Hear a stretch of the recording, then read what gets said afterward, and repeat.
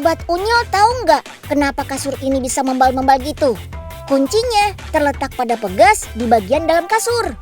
Walaupun sambil diloncat-loncatin, gelas berisi airnya nggak tumpah tuh. Keren kan? Kelebihan kasur ini terletak pada isian dalam kasur yang berlapis-lapis. Ada bahan yang namanya memory foam, sejenis busa lateks yang lebih lunak dan berpori untuk sirkulasi udara.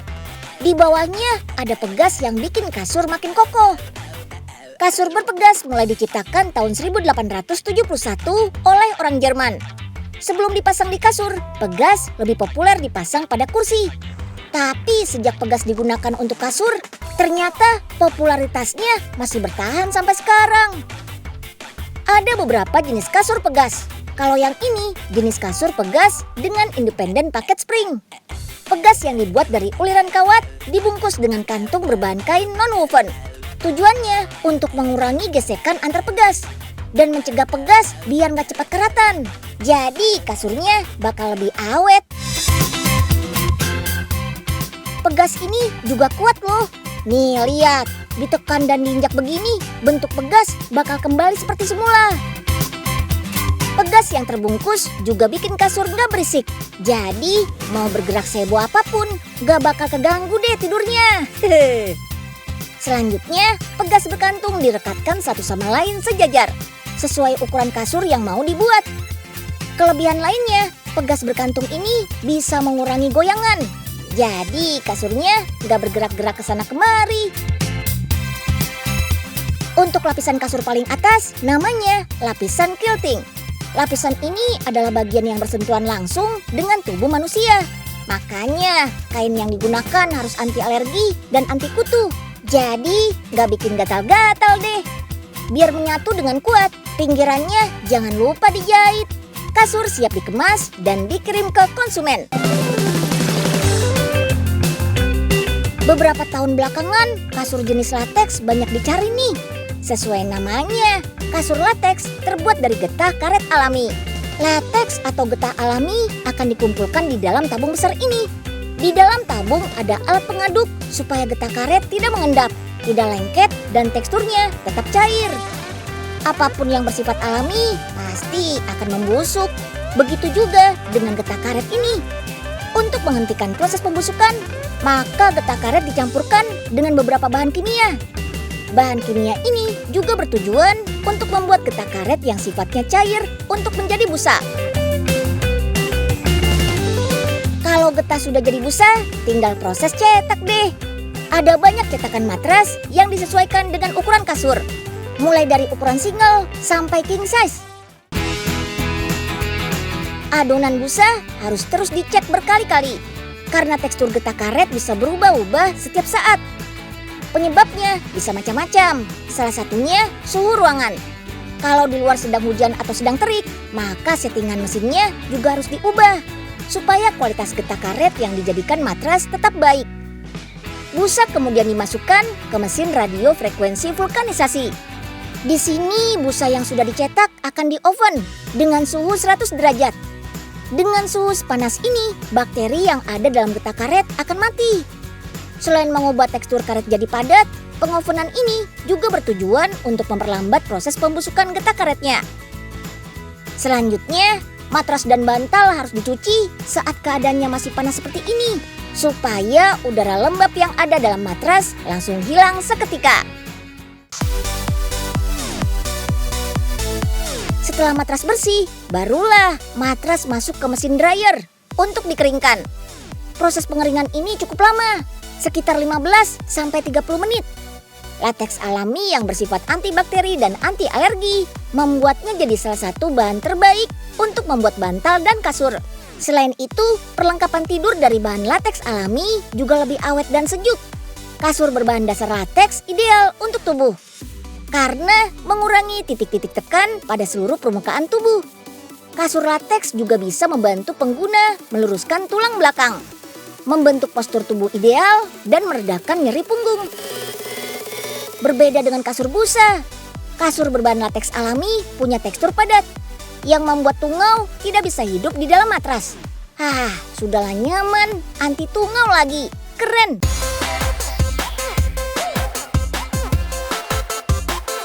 kira-kira jenis kasur mana nih yang cocok buat Sobat Unyil?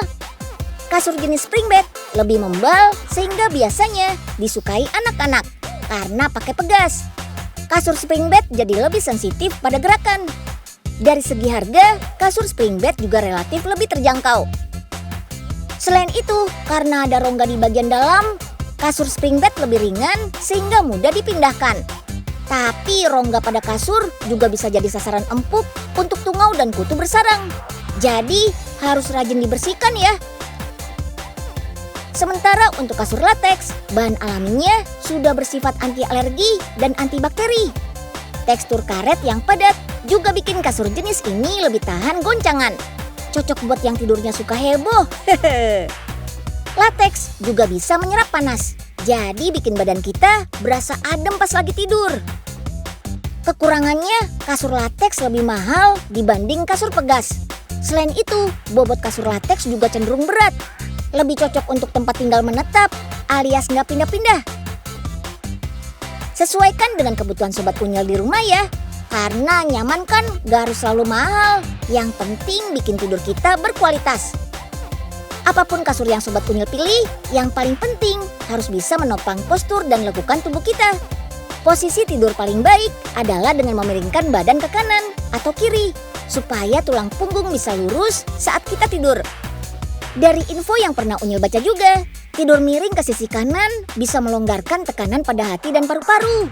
Bagus buat melegakan pernapasan untuk mengurangi dengkuran dan sleep apnea. Sedangkan tidur miring ke kiri juga bisa mengurangi refleks asam lambung atau naiknya asam lambung ke kerongkongan. Karena persimpangan antara lambung dan kerongkongan kita bakal tetap berada di atas cairan asam lambung.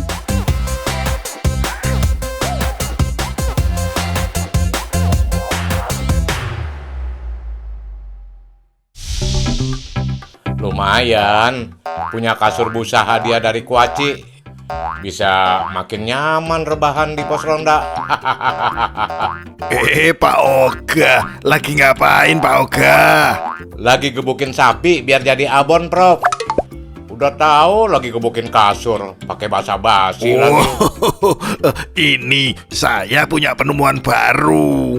Serbuk ini mampu membuat busa semakin empuk. Cukup taburkan di atas kasur dan jemur sebentar. Dijamin kasur Pak Oga akan semakin empuk.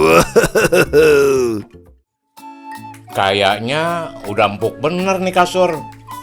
Oke, waktunya cobain kasur busa baru.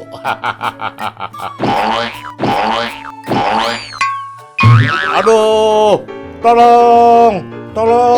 Tahu gak ngapain di atap pos ronda? Nggak usah banyak tanya Den Unyil. Tolongin Pak Oga cepat. Aduh, iya. Penting juga buat atlet dapur di rumah. Apalagi saat PPKM diperpanjang kayak sekarang. Para atlet dapur butuh wajan masak yang aman dan tahan banting untuk menyajikan makanan bergizi saat pandemi. Biasanya wajan anti lengket yang jadi primadonanya nih. Makainya gampang, bersihnya juga ringkas. Wajan berlapis teflon dan enamel yang biasanya jadi pilihan ibu-ibu di rumah. Bedanya apa ya? Kita bahas satu-satu yuk. Wajan berlapis teflon bisa dibilang jadi wajan anti lengket pertama di dunia yang merevolusi cara orang-orang memasak. Teflon sendiri adalah kimia sintetis bernama polytetrafluoroethylene alias PTFE yang bersifat anti lengket. Teflon biasanya diaplikasikan untuk melapisi wajan berbahan aluminium. Selain ringan, aluminium dipilih karena bahan logam ini merupakan penghantar panas yang baik. Aluminium sendiri berasal dari bauksit yang banyak terdapat di alam. Untuk mendapatkan logam berharganya, bauksit harus disuling dulu nih. Kemudian diolah sesuai kebutuhan. Untuk wajan teflon gini, aluminium diolah jadi aluminium ingot kayak gini nih. Yuk, masukkan potongan aluminium ini ke mesin gerinda agar lapisan cat bisa menempel sempurna di aluminiumnya. Setelah digerinda, kita beri lapisan cat. Gak cuma sekali ya, tapi sampai 5 kali loh. Itu termasuk dengan teflon, si lapisan anti lengketnya. Aplikasi teflon untuk wajan masak dimulai sejak tahun 1954. Bertepatan dengan turunnya harga aluminium yang mulai banyak tersedia. Sejak saat itu, orang-orang perlahan meninggalkan wajan cast iron alias besi tuang yang sudah digunakan sejak abad ke-6. Setelah melewati proses sablon dan pengovenan, wajan siap untuk dicetak.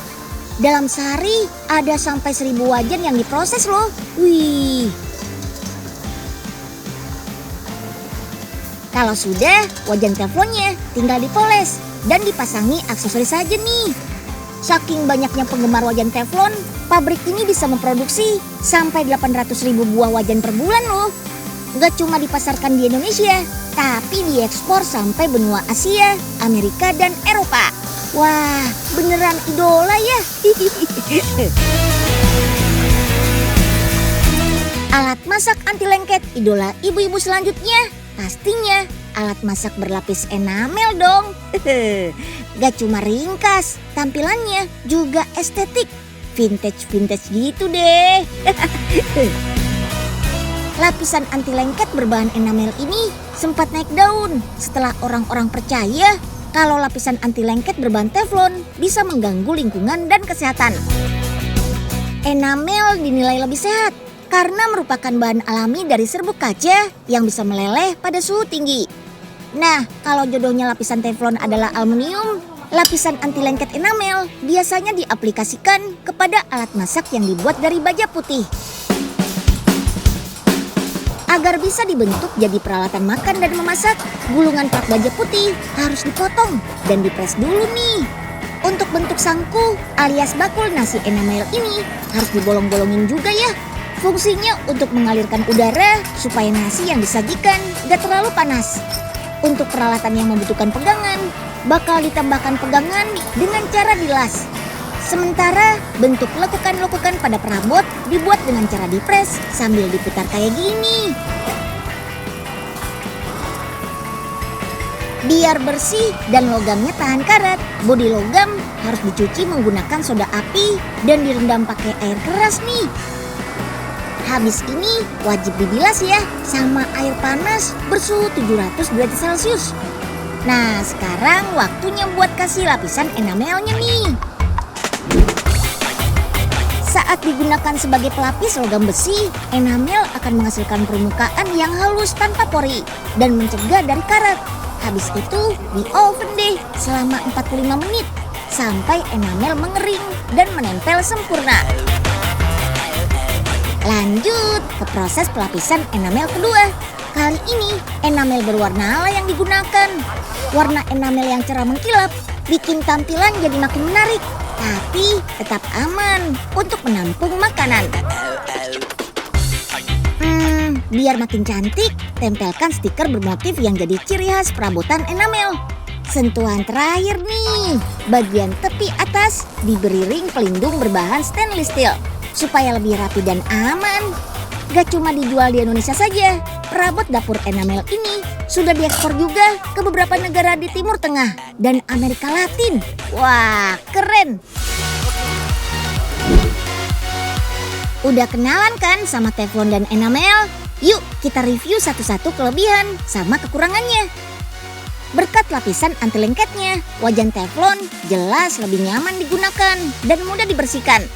Penggunaan minyak pun bisa banget dikurangi. Bahkan untuk beberapa masakan bisa tanpa minyak sama sekali loh. Dan karena dibuat dari logam berkualitas, wajan teflon anti lengket bisa mengantarkan panas dengan baik. Jadi masakan bisa lebih cepat matang. Cuma wajan ini nggak bisa dipakai untuk suhu panas yang tinggi ya, karena berpotensi melepaskan bahan kimia beracun ke udara. Memanaskan teflon di atas suhu 300 derajat Celcius bisa menyebabkan flu teflon. Gejalanya berupa flu, menggigil, demam, sakit kepala, dan nyeri tubuh. Teflon juga nggak bisa memberikan cita rasa bakar atau sedikit gosong ala wajan baja. Dan kalau nggak dirawat dengan hati-hati, permukaan teflon bisa tergores dan kemampuan anti lengketnya jadi berkurang deh.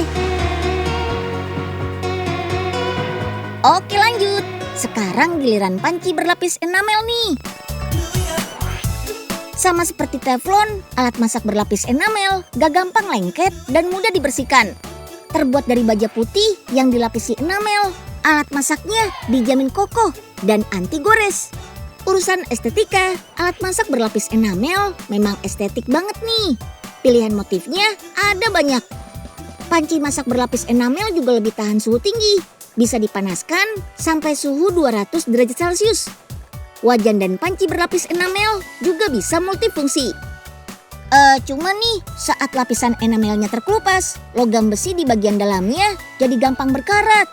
Makanya, penggunaan alat makan enamel harus hati-hati. Jangan sampai jatuh atau tergores. Urusan harga, alat masak dan perabot enamel juga sangat terjangkau. Sekarang kita tes yuk. Mana sih yang lebih aman? Perabot dapur berlapis enamel atau alat masak dari aluminium? Dua alat dapur ini mau kita gunakan untuk merebus sayur. Hasilnya, rebusan air dengan panci aluminium jauh lebih keruh. Air keruh menandakan kandungan nutrisi pada sayur lebih larut bersama air rebusannya. Panci aluminium tuh lebih tipis dibanding panci enamel, jadi lebih cepat panas. Sementara pada panci berlapis enamel, suhu bakal naik pelan-pelan. Jadi nggak bikin nutrisi sayuran gampang larut. Suhu panas berlebih memang nggak baik saat merebus sayuran. Panci berbahan lebih tebal seperti enamel bisa mengantarkan panas lebih stabil dan merata. Ibaratnya sih biar lambat asal selamat. Nah, mau itu wajan teflon ataupun panci enamel, ada kelebihan dan kekurangannya masing-masing. Tinggal pilih aja sesuai kebutuhan kita. Mau koleksi dua-duanya juga nggak masalah. Nggak usah galau.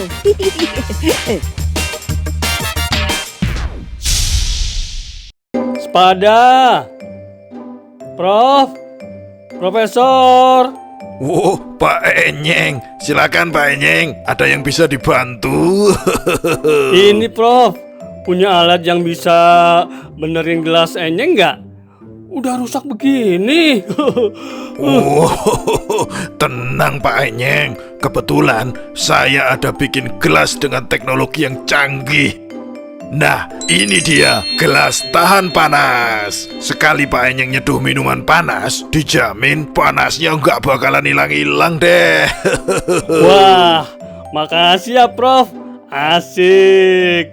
Minum kopinya jadi lebih jos deh nih.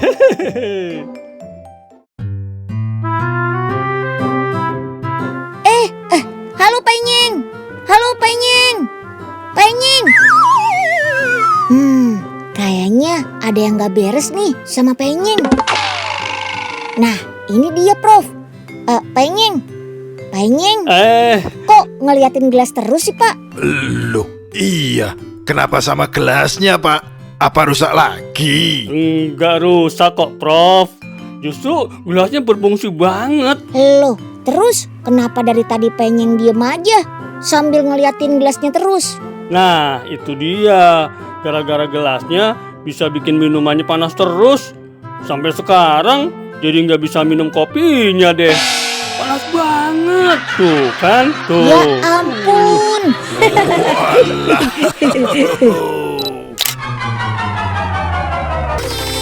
Yuk kita kemon. Sobat Unyil, yang namanya buat kenyamanan rebahan dan keamanan urusan perut memang gak boleh coba-coba ya. Harus jeli dan teliti saat memilih benda-benda yang rutin kita pakai sehari-hari. Selain aman, nyaman juga harus tahan lama. Iya dong, biar gak tekor. Semoga informasi Unyil hari ini bermanfaat buat Sobat Unyil di rumah ya. Sampai jumpa minggu depan. Dadah!